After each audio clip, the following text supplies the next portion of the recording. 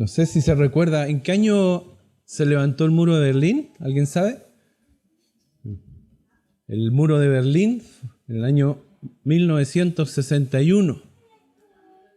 Y en el año cuando se levantó el muro de Berlín, 1961. Y al año siguiente ocurrió un hecho muy triste. Incluso hay una canción que lo relata. 10 años después se hizo esa canción. Dice, no sé si se acuerdan, hace más de 17 años que ya está cansado de esperar. Y después en el corito dice, libre. Esa canción de Nino Bravo está inspirada en ese hecho que ocurrió un año después de adelantado ese muro. Un joven alemán de 17, 18 años trató de cruzar el muro, arrancar, escapar de esa Alemania occidental y fue la primera víctima de ese muro. Le dieron un tiro en su pelvis y quedó tirado. Y habían cientos de personas mirando al otro lado, tratando de ayudarlo, periodistas, hay muchas fotos, está todo documentado eso. Y el joven agonizó 1 hora y nadie lo ayudó. Y murió. Ese muro se levantó para separar, para dividir, para que nadie pase. Y no solo separó una nación, en la práctica separó familias, separó vidas, separó gente que eran sus seres amados. Cuando uno lee literatura, no sé, algo de ficción, algo de verdad tendrá, pero yo leo libros donde cuentan que el papá había ido a trabajar porque trabajaba al otro lado de Berlín y estaban allá, y cuando pusieron el muro ya no pudieron volver y no vieron nunca más a su gente. Después, en el año 1989, por esas curiosidades de la historia, por un error, el muro termina cayendo. Y viene algo maravilloso. ¿Se acuerdan de esas imágenes cuando botan el muro? Y cuando la gente iba todo con sus martillos a destruir el muro, y viene ese evento mundial, porque fue algo a nivel mundial, donde vino el encuentro. Y las familias se volvieron a encontrar, seres amados se volvieron a tocar, se volvieron a abrazar. Nosotros tuvimos 2 años con pandemia. Estuvimos más o menos 1 año sin vernos, así presencialmente. ¿Y cómo fue ese momento cuando nos encontramos nuevamente? ¿Se acuerda? Estábamos todos felices. Aunque estuviéramos acá con muchas restricciones, pero estábamos todos felices porque volvíamos a vernos. Esta historia que vamos a ver hoy día, que no es un cuento, es una historia. La historia está basada en hechos reales. Es la segunda parte, que no pretendo que se acuerden de la predicación de la vez anterior que estuve acá, porque el pastor Miguel se sintió mal y al final estamos todos pendientes más de lo que estaba pasando. Pero es la segunda parte de la historia anterior, donde los hijos de Jacob fueron a comprar granos a Egipto. Y ahí vimos todo lo que pasaba con Jacob, todas sus aprensiones, toda su visión horizontal que él tenía, en vez de tener una visión vertical hacia Dios, él y sus hijos veían todo en forma horizontal, siempre limitando su visión a lo que está pasando aquí, en vez de estar mirando cómo Dios proveía, cómo Dios los salvaba, cómo Dios los cuidaba.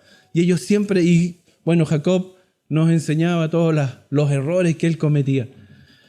Pero ahora vamos a ver ese segundo viaje, cuando parten de nuevo, porque ya el hambre era muy grande.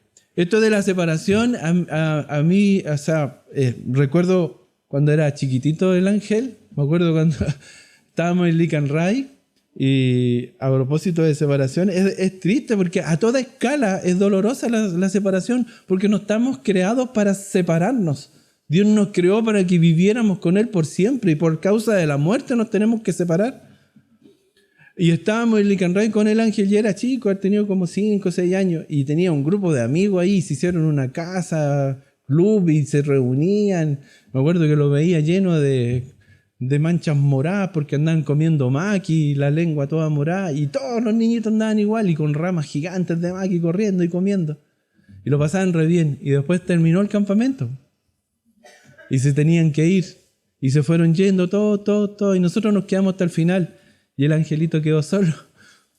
Y y tenía pena, pues le dije, vamos a ver tu casa club, y lo acompañé. Y ahí él se puso a llorar, porque ya no estaban sus amigos. Es triste la separación. ¿Y por qué lo traigo a colación? Porque ahora terminó el cuarto medio, yo le estoy dando... Esto no se lo cuentan al ángel porque se puede enojar. Pero él ahora terminó su cuarto medio. Y como todos los cabros, pues, al principio no querían ir al colegio. Y después no se quería ir. Y el último día de clase le tocaron ahí su campanita, pasaron por última vez la lista y se separó de sus compañeros. ¿Los puede volver a ver? Sí, pero ya no va a ser lo mismo. Lamentablemente la vida es así. La separación es triste. Y vamos a ver qué es lo que pasó con estos hermanos que fueron a buscar lo que había que, o a hacer lo que había quedado pendiente.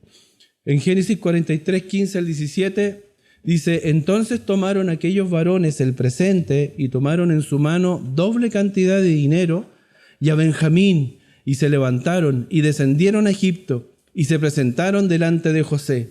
Y vio José a Benjamín con ellos y dijo al mayordomo de su casa, lleva a casa a esos hombres y degüella una res y prepárala, pues estos hombres comerán conmigo al mediodía. E hizo el hombre como José dijo, y llevó a los hombres a casa de José. ¿Cuál era el contexto? Haciendo un poco de memoria, de regreso a Egipto, porque ya habían ido con su padre, habían estado allá, y de nuevo el hambre los acosó, el hambre, Dios aprieta, y cuando Dios quiere hacer algo, de alguna forma va a empezar a presionar. Y con el hambre nuevamente estuvieron obligados a ir aún contra la voluntad del papá. El papá tuvo que ceder y enviar a estos hermanos junto a Benjamín. Y él no quería mandarlo porque tenía miedo por su hijo. Esa era, bueno, recordando un poco la predicación anterior, lo extraño era que tenía miedo por Benjamín, pero los demás también eran sus hijos. Le da lo mismo. Y a veces cometemos nosotros esos errores. Pero para no quedarnos en eso, enfoquémonos en lo que está ahora. Y Simeón seguía preso. Esa situación no se había solucionado. Era un problema. Y los hijos finalmente llevan a Benjamín y tenían muchas metas que cumplir, muchos objetivos. No era solamente un problema, eran varios problemas que tenían. Primero, tenían que demostrarle a este hombre, a este regente, a este segundo hombre más poderoso del mundo, que era José, que ellos no sabían, demostrar su buena fe. Acuérdense que lo habían acusado ¿de qué? De espías. Habían sido acusados de espías, entonces tenían que demostrar de que ellos actuaban de buena fe. Demostrar obviamente que no eran espías. Tenían que tratar de volver con Simeón. Tenían esa carga en sus hombros, tratar de volver con Simeón, que lo liberaran. Y además tenían la misión de comprar comida, porque sin comida iban a morir todos, hasta sus hijos, los hijos de sus hijos, los nietos de Jacob, todos estaban expuestos a la muerte. Era un objetivo primordial, pero con todos los demás problemas que habían para ellos, era casi como secundario, pero era fundamental llegar con comida y además devolver el dinero que habían encontrado en sus sacos, porque no entendían ellos qué había pasado, pero el dinero que habían pagado lo tenían guardado en sus propios sacos. Entonces no entendían nada. Había una situación de mucha preocupación para ellos, para los que estaban volviendo. Seguramente tenían muchas dudas, muchas preguntas, mucha incertidumbre.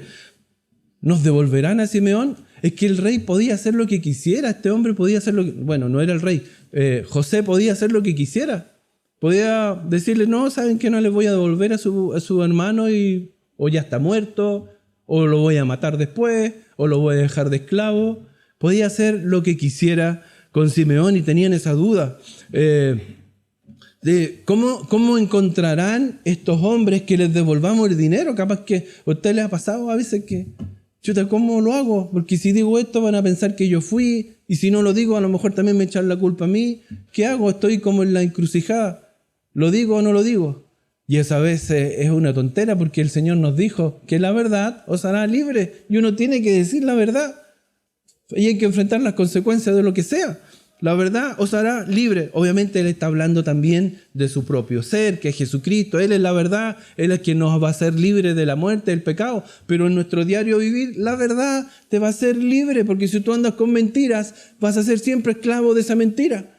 Y el mentiroso tiene que seguir mintiendo para tapar las mentiras. Al final es una pirámide de mentiras, pero una pirámide de cartas de naipe, porque se cae una y se cae todo. Por eso la verdad te va a hacer libre. Igual tenían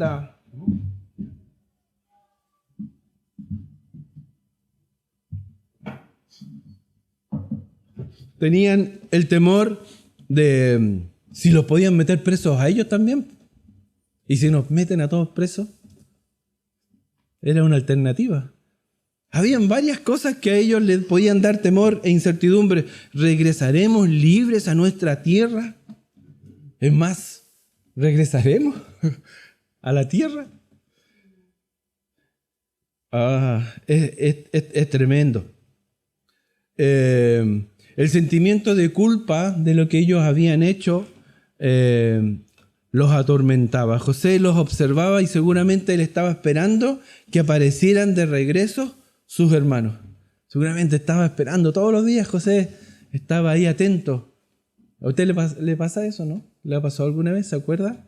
Yo cuando era chiquitito, yo fui chiquitito una vez y me acuerdo que me ponía en la ventana de mi casa viendo cuando llegaba mi papá.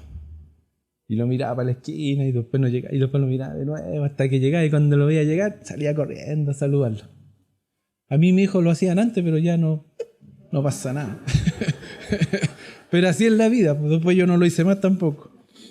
Y seguramente estaba esperando él el regreso de sus hermanos. Esperaba saber si abandonarían a Simeón.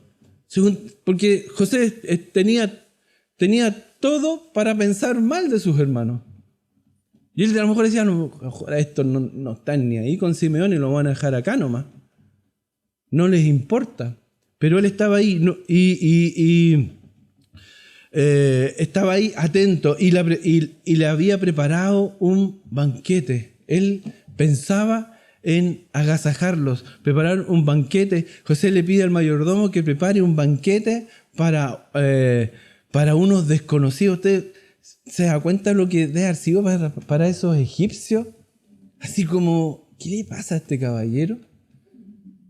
Mire bien estos que parecen cavernícolas, porque eran para los egipcios, que eran unos caballeros refinados, educados, de una sociedad con élite, con estructura, con grandes científicos, ¿o no? Las construcciones que habían, era una ciudad hecha y derecha, una sociedad hecha y derecha.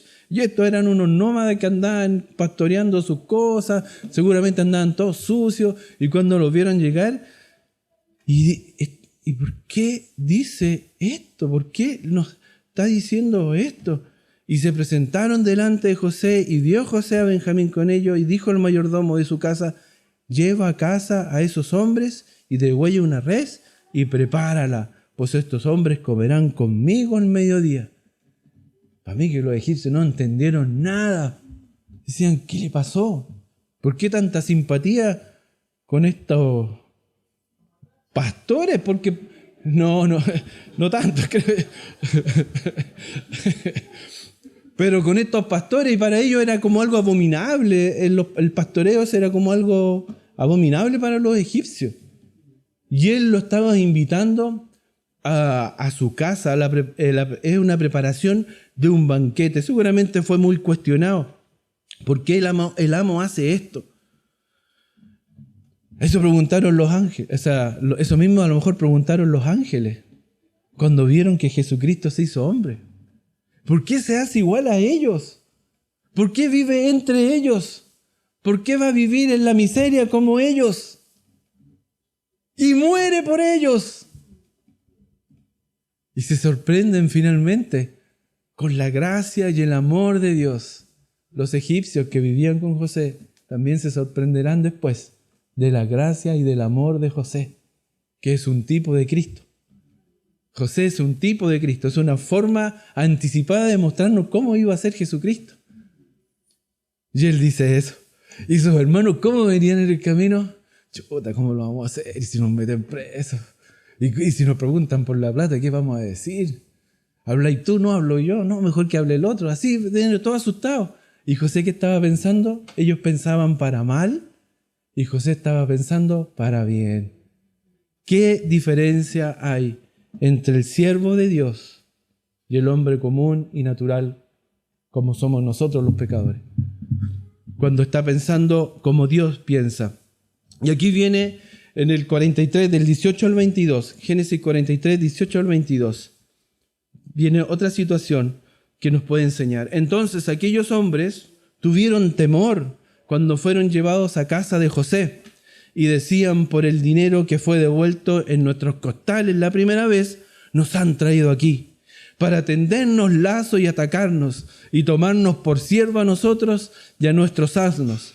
Y se acercaron al mayordomo de la casa de José y le hablaron a la entrada de la casa y dijeron: ay, Señor nuestro, nosotros en realidad, de verdad, descendimos al principio a comprar alimento. Y aconteció que cuando llegamos al mesón y abrimos nuestros costales, he aquí, el dinero de cada uno estaba en la boca de su costal, nuestro dinero en su justo peso, y los hemos vuelto a traer con nosotros. Hemos también traído en nuestras manos otro dinero para comprar alimentos. Nosotros no sabemos quién haya puesto nuestro dinero en nuestros costales.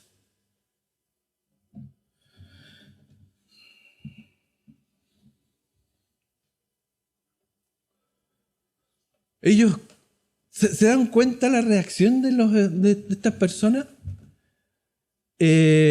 Estos son hombres ya maduros, grandotes, no son jovencitos, inexpertos, son gente mayor. Y tenían miedo y temor. Y se pasan todo un rollo y que estaba solo en su cabeza. ¿Qué problema tenían los guardias de Egipto para tomarlos presos? ¿Tenían que decirle: vayan para allá y acá vamos a hacer esto y vamos a hacer otro? Los tomaban presos y los metían presos si querían. Y ellos, pasándose todo ese rollo, dicen: por el dinero que fue devuelto en nuestros costales, la primera vez nos han traído aquí para tendernos lazo. Así como que nos están haciendo una trampa para... ¿Tenían necesidad de hacer eso? Ninguna necesidad. Estaba todo en su cabeza. Estaba todo en su mente. ¿Y saben por qué? William Shakespeare lo reclama, lo escribe y lo escribe claramente en su libro del rey Enrique VI. Dice: el temor obsesiona siempre a la mente culpable. El que roba cree que todos los demás saben que usted robó, o alguno puede saberlo. Entonces, no sé, el que robó una bicicleta: oye, ¿cómo has andado con tu bicicleta? Este sabe que me robó una bicicleta. No, si yo no fui. ¿No fuiste qué? Porque se anda acusando solo, ¿cierto? ¿Y ellos cómo reaccionaron? Se andaban acusando solo. A mí, yo les he puesto acá, yo lo hubiese puesto, y el egipcio le dijo: ¿y quién te preguntó? Porque todo lo que dijeron, nadie se lo había preguntado. Miren, el versículo: y se acercaron al mayordomo de la casa de José y le hablaron a la entrada de la casa y le dijeron: ay, Señor nuestro, nosotros en realidad de verdad descendimos al principio a comprar alimentos, y nadie le había preguntado. Empezaron a acusarse solo. Y aconteció que cuando llegamos al mesón y abrimos nuestros costales, nadie sabía de eso, lo sabían solo ellos. ¿Y por qué? Porque la conciencia del pecador lo persigue. Estos hermanos se pasaron todo el rollo. Nos han traído aquí para caer sobre nosotros y tomarnos como esclavos. Mentira, estaba en su corazón solamente eso. Se perseguían ellos mismos. Ellos sentían el temor que se les devuelva lo que ellos mismos habían hecho con José. Ellos tenían esa culpa. Ellos sabían lo que habían hecho con José y tenían ese temor. Porque a José lo entregaron como esclavo. Ellos pensaban lo mismo: a lo mejor nos van a tomar como esclavo a nosotros ahora. Nos viene de vuelta la mano. Pero Dios no es así. Dios no es así. Imagínense si Dios fuera así. no estaría ninguno aquí. O sea, en ninguna parte. Paralizados por el temor y la culpa, esperaban lo peor. Y José les preparaba lo mejor para sus hermanos. Porque Él es así. Esa es la gracia de Dios, el amor de Dios, la misericordia de Dios por medio de este hombre. El sentimiento de culpa nos impulsa a hacer cosas insólitas, cosas que no deberíamos hacer, pero las hacemos igual. Voy a seguir con el angelito. Se va a enojar conmigo. Pero esto ya lo conté una vez. Pero en realidad la Josefa también lo hacía. Yo llegaba a la cocina así, con cara de yo mismo, y llegaba ahí y lo veía así, arriba, sacando el Milo y comiéndose el Milo así, y lo miraba con la boca llena de Milo así. ¿Qué estás diciendo? Nada. Y yo no lo veo, y dice, pero ¿cómo me decís que nada si te estáis comiendo el Milo? Pues tenías la boca llena de Milo. ¿Quién no hizo eso? ¿Ah? Todos hacíamos eso. Y cuando te pillaban con las manos en la masa, ¿y qué estás haciendo? Nada. Eso no es una tontera, es una. Así somos, reaccionamos y actuamos en forma insólita. Pero es tremendo cuando cometemos errores. Nuestra conciencia nos persigue. Hay un estudio de las personas que tienen, o las profesiones que tienen más carga en su conciencia, son los médicos. Bueno, hay de todo tipo de médicos, pero los médicos buenos están preocupados porque están pensando, ¿habré usado el procedimiento correcto? ¿Le habré dado un buen diagnóstico? No hablemos del doctor House, hablemos de un doctor bueno, ¿cierto? ¿Le habré dado un buen medicamento? ¿Le habré dado buenas instrucciones? ¿Habré hecho todo bien? ¿Irá a haber un medicamento en el futuro mejor? ¿El tratamiento será el mejor? Todo eso va cargando el corazón de la persona, y así también nosotros. Muchas veces nosotros en la vida vamos viviendo situaciones y nos vamos echando la culpa también a nosotros de cosas que a veces no podemos ni afectar. Si un hijo tiene un accidente, ¿qué piensa uno? ¿Y si yo hubiese estado ahí? Si yo lo dejé ir, y si lo hubiese retado y no hubiese ido. Pero es que uno no puede vivir la vida al hijo. Pero uno queda con eso, ¿no? O con un ser amado. Y si yo no lo hubiese llevado, si yo no lo hubiese ayudado en eso, mejor no lo hubiese invitado, no sé. Cualquier desgracia que pasa, uno piensa y se pasa el rollo de que uno podría haber hecho algo. ¿Para qué atormentarse con eso? Pero lo hacemos porque nuestra conciencia culpable nos hace reaccionar en forma insólita. ¿Y dónde se ve mayormente eso? En los funerales. Es triste ver en los funerales cuánta gente que está alrededor del que partió pensando, ¿y si lo hubiese ido a ver más? Si lo hubiese abrazado más. Si lo hubiese demostrado el amor en mayor forma. Si lo hubiese ayudado yo. Hay una película que es muy hermosa. Es tremenda porque se llama La lista de Schindler, una película gigante. Y muestra, y es una escena que es muy triste y muy impactante, cuando Schindler finalmente se está separando de los judíos que él salvó, porque él los salvó. Obviamente, el Señor obró con ese hombre ahí para salvar a su pueblo, pero se está yendo porque los nazis habían perdido la guerra. Y él se tiene que ir porque él trabajaba con los nazis y se tiene que arrancar, escapar, salvar su vida.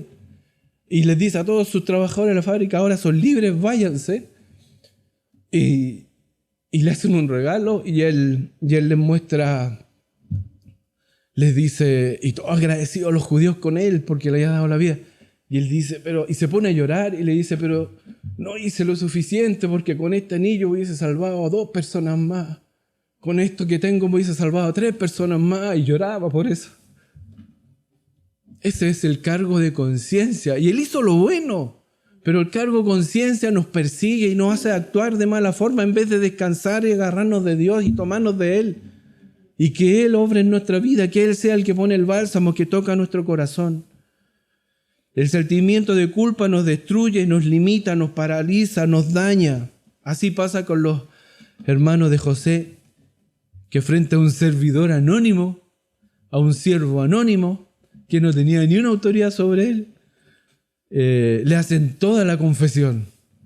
¿Cuántas veces no hemos hecho lo mismo? Pero Dios tenía algo espectacular para ellos y así también para nosotros. Vamos así en la vida, cometiendo todos estos errores, pero el Señor tiene preparado algo bueno para nosotros. Y aquí viene una respuesta que es gigante. Génesis 43, 23. Dice, Él les respondió, el siervo, Él les respondió, paz a vosotros, no temáis, vuestro Dios y el Dios de vuestro Padre os dio el tesoro en vuestros costales. Yo recibí vuestro dinero y sacó a Simeón a ellos. ¡Qué tremenda respuesta! Les dijo shalom, paz. Se lo dijo en el idioma de ellos. Shalom a vosotros. Shalom, paz a vosotros. No temáis, vuestro Dios. Ese siervo era siervo de José y sabía hebreo. Ese siervo conocía a Dios porque era siervo de José. Ese siervo sabía del Dios de los padres de José porque José estaba con él. José se encargaba e influenciaba a los que estaban cerca de él y ellos conocían del Dios de José y conocían del Dios del padre de José. Y él les da esa respuesta. Paz a vosotros. Paz a vosotros. El egipcio les testificó de la paz de Dios y la provisión de Dios a Israel. Qué triste es que cuando un hijo de Dios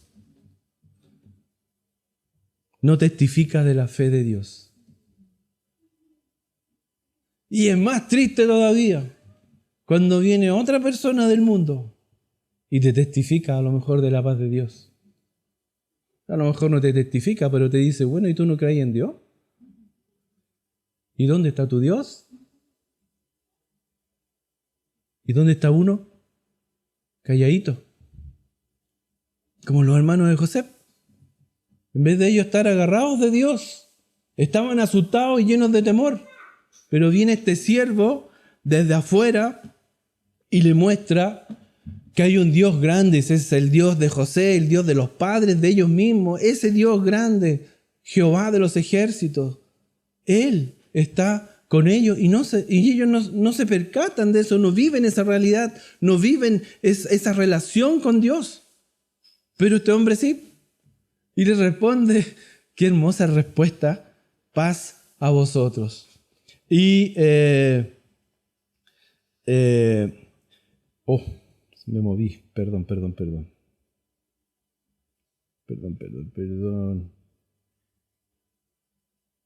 Y los hermanos de José nunca relacionaron la situación con la gracia abundante de Dios.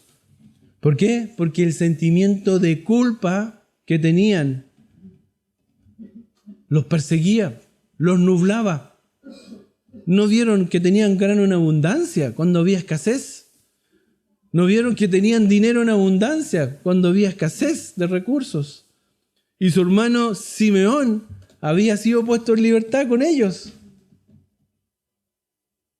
Y se lo entregaron, pero ellos no hacían esa conexión con la gracia, con el amor de Dios, sino que ellos vivían acosados por su culpa, por su temor, porque un día tenían que pagar por lo que habían hecho. Nosotros también vivimos así a veces. Y eso no debe ser. Somos libres en Cristo y la gracia de Dios, la misericordia de Dios, el amor de Dios obran en nuestras vidas. Y también la justicia de Dios cuando hacemos cosas malas. Cuando hacemos lo mal también vamos a vivir las consecuencias del pecado. Pero eso es por culpa nuestra, no por culpa de Dios. En Génesis 43, 24, 25. ¿Qué hora es? Vamos bien en la hora. Aquí vamos acercándonos ya al desenlace. Génesis 43, 24, 25 dice: Y llevó aquel varón a los hombres a casa de José, y les dio agua, y lavaron sus pies, y dio de comer a sus asnos. Y ellos prepararon el presente, entre tanto que venía José a mediodía, porque habían oído que allí habrían de comer pan. Los hermanos confundidos seguían sin ver la gracia de Dios, solo querían salir con vida de ahí, querían salir de esta situación y salvarse, pero no veían lo que Dios estaba haciendo en su vida, todo lo que estaba proveyendo para sus vidas, todo lo que estaba sucediendo en sus vidas. Ya habían rescatado a su hermano, podían comprar alimentos, pero ahora eran llevados a comer y estaban preocupados y asustados y habían sido invitados a un banquete y ellos estaban completamente nublados, no veían las bendiciones de Dios.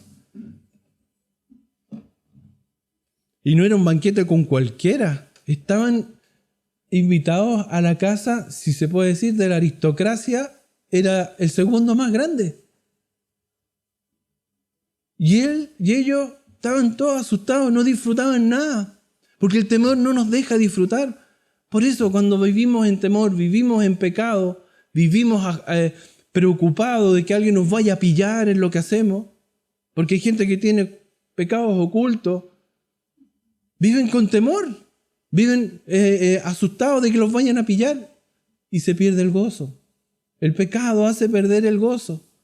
Si no, acuérdense de David, que después que pecó, en su oración dice: devuélveme el gozo de mi salvación. Él no habla de devuélveme mi salvación porque él sabía que era salvo, porque Dios lo iba a salvar, porque Dios no va a transar su promesa, su pacto, Él cumple los pactos y Él le dice: devuélveme el gozo de mi salvación, porque el pecado hace perder el gozo, hace perder la paz, hace perder la comunión con el Señor. Porque a veces uno escucha así como: oh, sí, el pecado uno pierde la comunión con Dios. Es como algo técnico. Y no es algo técnico. Lo que pasa es que el pecado causa temor.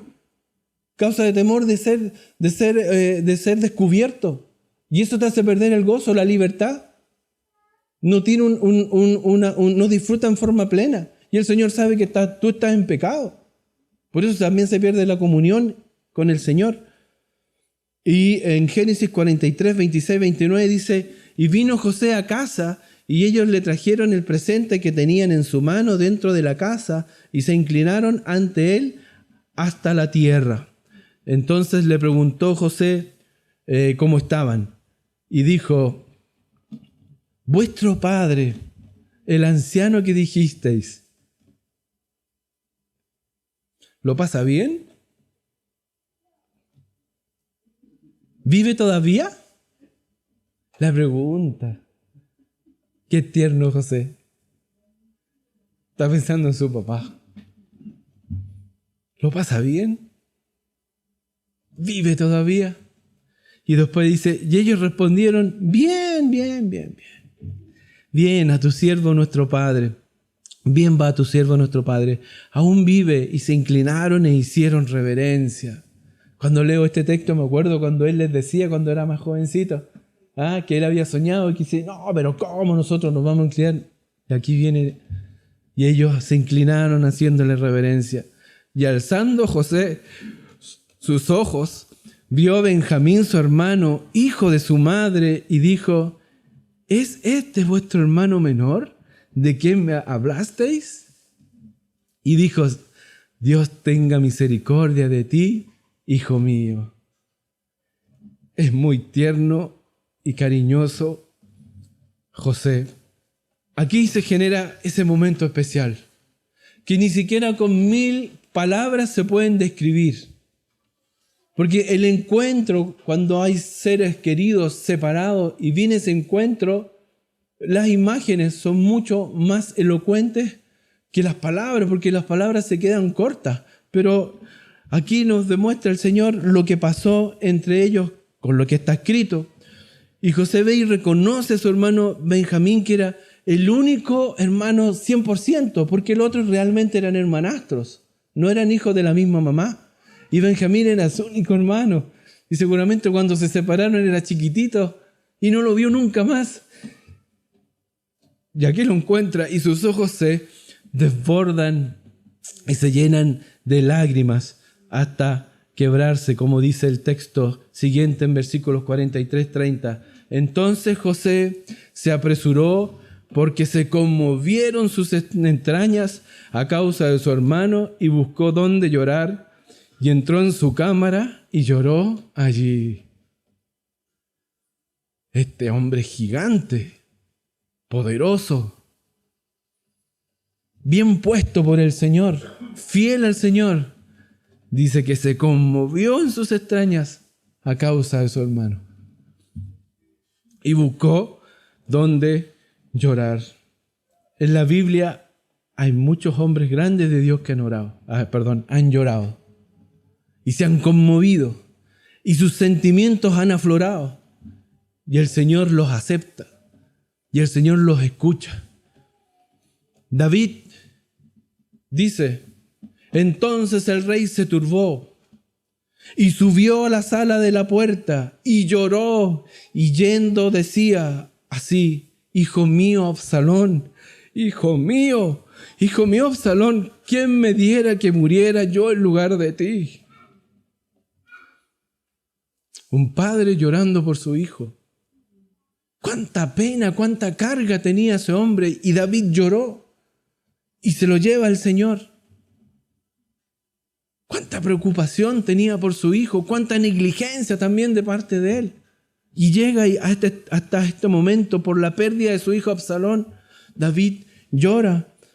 Y Job también llora en su desesperación por sus problemas, por lo que estaba pasando. En Job 3:11, después de que pierde todo lo que él tenía, pierde a sus hijos, a sus hijas, sus riquezas, quedó con su esposa. Eso no es parte del drama, no, eso es algo bueno.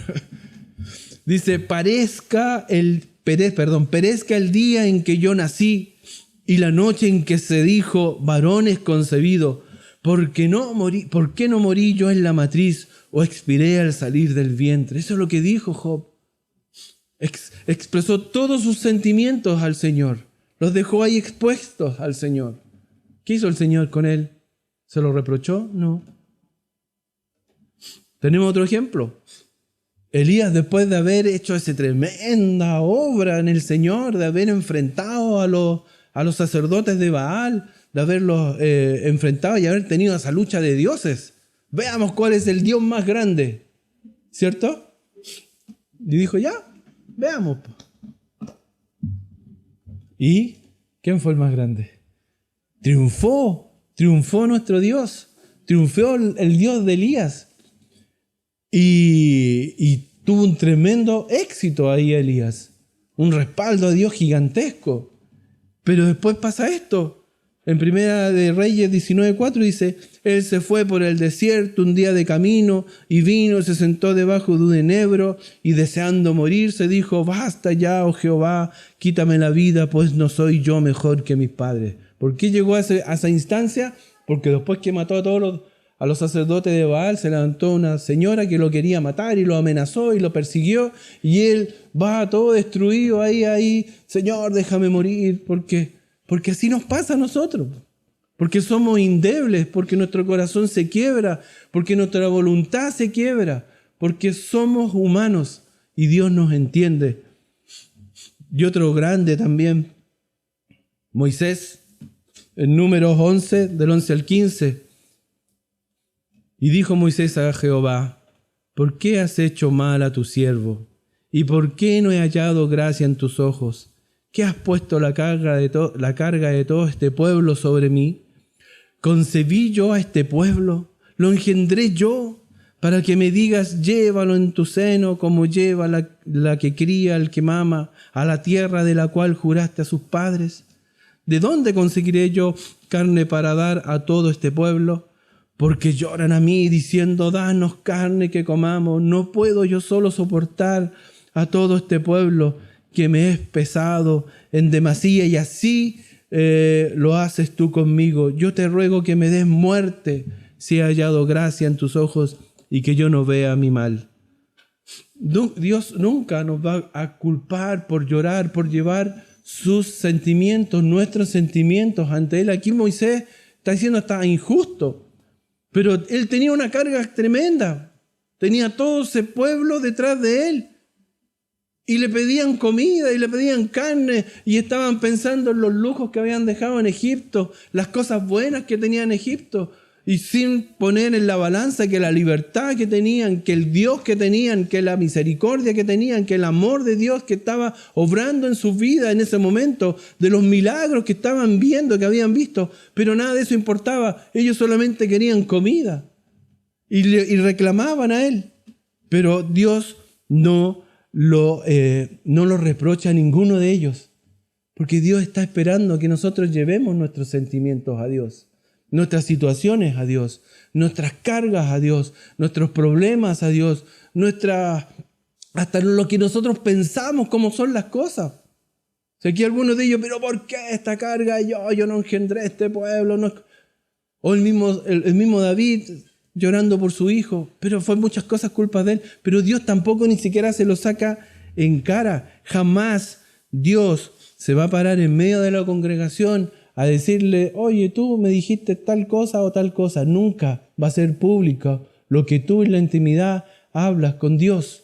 Es solamente una relación entre tú y Él jamás te va a dejar en evidencia, jamás te va a delatar, porque Él es perfecto, porque Él es amor, porque Él va a escucharte, porque Él te va a cuidar, porque Él te va, como dicen las teleseries, te va a apachachar, te va a tomar, te va a abrazar.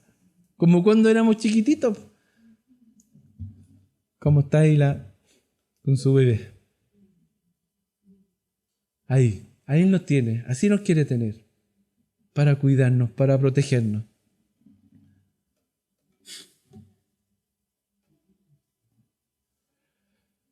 Nosotros siempre vivimos en las dudas. Muchas veces hemos llorado sin entender, clamado a Dios sin entender, o clamado a Dios porque creemos cómo son las cosas. A lo mejor estamos hasta equivocados, pero reclamamos y somos injustos a veces con Dios. Pero Él jamás nos va a reprochar eso, porque entiende nuestra naturaleza, entiende que no entendemos tampoco muchas las cosas, que somos cortos para entender, no tenemos la vista que Él tiene. Y José, el líder de Egipto, este gran líder, el gran gobernador, se quiebra ante Dios, la servidumbre y sus hermanos.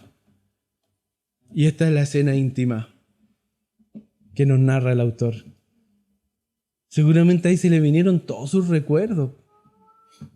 ¿Qué es lo que le pasó a José en ese momento? Se debe haber acordado de Rubén cuando él era chico y Rubén a lo mejor lo trataba mal. Y a lo mejor Simeón también. Y se acordaba de eso, o que lo aislaban. ¿Usted se acuerda? A lo mejor todos tuvimos, bueno, debe haber algún hijo único por ahí, pero todos alguna vez hemos sido maltratados por algún hermano, o hemos peleado con los hermanos y no nos acordamos. Algunos nos acordamos como algo chistoso, pero para José esto no fue chistoso finalmente. Se debe haber acordado de todo eso, de cómo vivían, a lo mejor de los buenos momentos también, a lo mejor tuvieron buenos momentos donde jugaban, donde compartían, donde el papá les hacía cariño a todos. También se tiene que haber acordado de ese día, cuando él iba, le llevaba cosas a los hermanos y lo iba a visitar, y los hermanos, ¿qué estaban haciendo? Estaban tramando contra él. Y lo meten a la fosa. Y el hermano, ¿pero por qué? Seguramente lloraba. Y después lo entregan. Y él miraba a su hermano, ¿pero por qué me mandan con ellos? ¿Por qué me están vendiendo? Él se acordó de todo eso. En ese momento fue un cúmulo, fue un clímax de toda la situación que él había vivido. Y se quebró ante Dios. Y lloró y vio a su hermano. a su hermano Benjamín, y eso gatilló todo esto. Pero para Dios fue una limpieza en el corazón de José. Y José responde como solamente un siervo puede responder. 43, 31 al 34 dice, y lavó su rostro y salió y se contuvo y dijo, poned pan, y pusieron para él aparte y separadamente para ellos y aparte para los egipcios que con él comían. Porque los egipcios no pueden comer pan con los hebreos, lo cual es abominación a los egipcios. Si se dan cuenta, la escena de cómo es como chistoso, porque está José comiendo solo, están los egipcios comiendo solo y los hermanos comiendo solo. Pero están todos en el mismo lugar. Es como rara la cosa, pero están compartiendo. Y se sentaron delante de él, el mayor conforme a su primogenitura y el menor conforme a su menor edad, y estaban aquellos hombres atónitos mirándose el uno al otro. El otro día leí que hay como 39.000 probabilidades de combinaciones para poner a los hermanos. Son como 39.000. Y ellos tienen que haber estado pensando, ¿y cómo cachó de que está del mayor al menor? ¿Cómo lo supo? ¿Cómo lo hizo? ¿Lo habrá googleado, dijeron? ¿Lo habrá buscado en YouTube? No sé, pero algo hizo este caballero que nos puso a todos perfectamente, del mayor al menor. Y se sentaron delante de él, el mayor conforme a su primogenitura y el menor conforme a su menor edad. Y estaban aquellos hombres atónitos mirándose el uno al otro. Y José tomó viandas delante de sí para ellos, mas la porción de Benjamín era 5 veces mayor que cualquiera de las de ellos. Y bebieron y se alegraron con él. Hay una sorpresa gigante para el grupo de hermanos. Y los egipcios, ¿para qué decirle? Pues ellos no entendían nada. Estaban ahí tratando de entender por qué su amo actuaba así con estos caballeros. Y la sorpresa fue gigante de sentarlos de mayor a menor, ¿cierto? Como había dicho, y no lo podían creer. Era algo imposible. Pero este hombre lo hizo. Y ellos esperaban la muerte. Ellos esperaban la esclavitud, ¿cierto? Eso es lo que ellos esperaban. En el mejor de los casos, zafar de esta y volver a su casa sin nada. Pero eso es lo que esperaban. Pero ¿qué es lo que había sucedido? Todo lo contrario. Dice el versículo 34, y José tomó viandas delante de sí para ellos, mas la porción de Benjamín era 5 veces mayor que cualquiera de las de ellos. Lo más probable que José hizo la última prueba. A ver cómo reaccionan los demás. Porque a Benjamín le di más. Yo me hubiese enojado. Porque, imagínense, debe haber sido como hasta como ridículo lo que hicieron. Porque, no sé, pues ya un pan para cada uno, un pedazo de pollo. No sé si habían pollo en Egipcio ya. Un pedazo de cocodrilo, no sé qué es lo que comían ahí, pero ya, supongamos que habían pollo.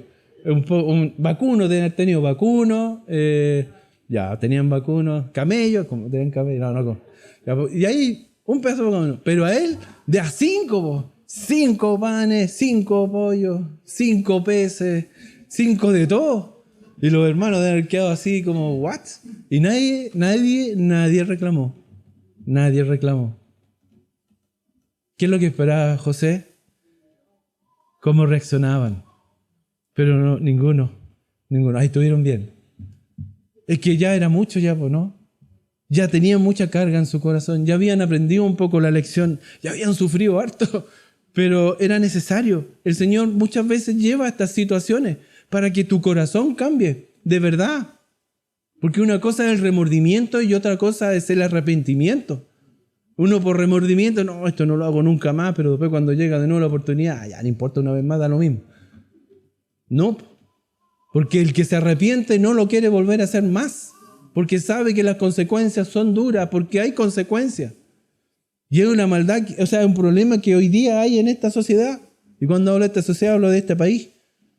Porque las consecuencias no existen para el que hace el mal. Cuando uno obra mal y no hay consecuencia, da lo mismo. Total, no hay precio que pagar. Ellos esperaban hasta la muerte, la esclavitud, pero ocurrió todo lo contrario. Ellos querían granos y José les dio alimento en abundancia. Ellos querían recuperar a Simeón, Dios, Jesús, José, les liberó a Simeón. ¿Querían devolver el dinero? Les dio su dinero. No me devuelvan su dinero. ¿Querían cuidar a Benjamín? Y vieron que el Señor les dio 5 veces la porción que le había dado a ellos. Cuidó mejor a Benjamín que ellos mismos. ¿Querían ser libres de la supuesta culpa de espías? Los libró de toda culpa. Los llevó a comer con ellos a su casa. ¿Usted llevaría a un espía a comer con a no ser que lo quiera meter preso? Que le haga una trampita para pillarlo. Pero aquí no estaba haciendo eso. Los invitó a su casa, los libró de toda culpa. Y la culpa de su conciencia, el miedo ya había pasado. ¿Por qué había pasado el miedo? Porque ya estaban disfrutando y gozando. Lo dice, ¿o no? Lo dice el versículo, ¿no? Y bebieron y se alegraron con él. Podríamos tener un video para ver cómo fue, ¿eh? Cómo entraron así todos asustados, así con los ojos de huevo frito, mirando así, todos preocupados. ¿De dónde viene? ¿Dónde viene el primer sable? ¿A quién van a meter preso primero? Y cuando van viendo cómo se van dando las cosas, después cuando llegó el caballero y todos al suelo, así como estaba su merced, haciéndole todas. Y él le pregunta, ¿y cómo está su papá? ¿Y cómo está? ¿Todavía vive? ¿Está bien? Sí, está bien. Ah, qué bueno. ¿Y tú eres Benjamín? Benjamín, que el Señor te bendiga. ¡Oh! ¿Cómo ha sido eso para ellos? Oh, este caballero es rara la cosa aquí. Y después viene esto y lo invita a comer y al final se relajaron. Se fue el temor. ¿Saben por qué, hermano? Porque la gracia de Dios elimina el temor y la culpa. El miedo se va. Porque la gracia de Dios obra en el corazón del hombre para liberarlo del temor, de la esclavitud. La gracia de Dios y José nos muestra por medio de este ejemplo cómo obra la gracia de Dios. El amor de José, el trato amable que tuvo con ellos, cambió su condición, su miedo, sus culpas, se cambiaron por maravillas, tratados con amabilidad, con amor, y todos esos sentimientos de culpa y temor se fueron, se disiparon, quedaron en el pasado.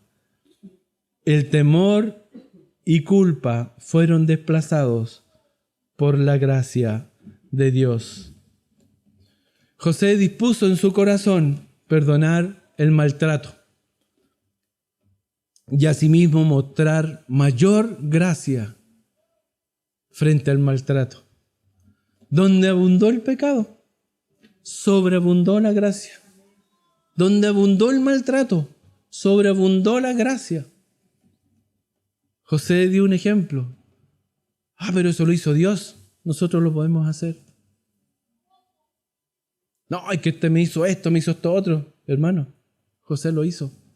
Donde sobreabundó el maltrato, sobreabundó la gracia, porque él actuó así. Esta reunión fue una reunión suprema. ¿Y suprema en qué? En gracia. Gigantesca en gracia. No pagar mal por mal, sino todo lo contrario. Mal por bien. Es la enseñanza de Dios. Nosotros podemos ver acá obviamente la analogía de la gracia de Dios, la gracia de Jesucristo, su sacrificio en la cruz, versus lo que hizo José con sus hermanos. Obviamente nosotros no estamos representados por José, sino por sus hermanos. Nosotros podemos ir con nuestras culpas y temores a Dios y Él nos responde, y Él no nos responde con ira sino nos recibe con amor, con gracia, con sus brazos abiertos. Hay un ejemplo en la Biblia de esto mismo que es muy hermoso, que me gusta mucho esa historia, que alguna vez la compartí, que David tenía su mejor amigo que era Jonathan, y la casa de Saúl fue eliminada, y murió Jonathan y Saúl y toda su casa. Y él había hecho un compromiso con Jonathan, que si había alguien de su familia, él le iba a cuidar. Y él pregunta a sus siervos, ¿habrá alguien vivo de la casa de Saúl? Ya le dicen, Mefiboset, vive allá en Lodebar. Él está vivo. Y él era lisiado. De chiquitito quedó lisiado, inválido. Y lo hace traer a su casa. Por la pura gracia. Y lo hizo vivir con el rey. Sentado en el banquete con el rey. Y lo sentó con el rey, a vivir en la casa del rey. Nosotros somos los lisiados. Nosotros somos los hermanos de José. Y el rey nos invitó a su casa, a vivir y comer en su mesa. ¡Qué mayor gracia! Él nos da paz y perdón. Isaías 30:18. Por tanto Jehová esperará para tener piedad de vosotros, y por tanto será exaltado teniendo de vosotros misericordia, porque Jehová es Dios justo, bienaventurados todos los que confían en Él. Cada uno de ustedes, hermanos, son bienaventurados, porque en Él han confiado. Oremos. Señor, te damos gracias por tu palabra, Señor, que nos llena de gozo. Ver tu gracia, amor, paz, Señor, que tú tienes con nosotros, Señor. Nos das tu paz, nos das tu gracia, nos das tu amor, nos das tu misericordia, Señor, y nosotros no merecemos nada. Te exaltamos, Señor, y te alabamos por eso. Te pido que bendigas a cada uno de mis hermanos, que cada uno recuerde durante la semana, durante su diario vivir, que tú eres el Dios poderoso que bendice, que lo cuida, que lo protege y que está siempre escuchando, atento a inclinar tu oído para escuchar nuestras súplicas, nuestras cargas, nuestras preocupaciones. Y nunca olvidar que tu gracia nos protege, que tu amor nos cubre y que tu Hijo amado lo demostró en la cruz muriendo por nosotros. En el nombre de Jesús oramos. Amén. Amén. Bendiciones, hermano.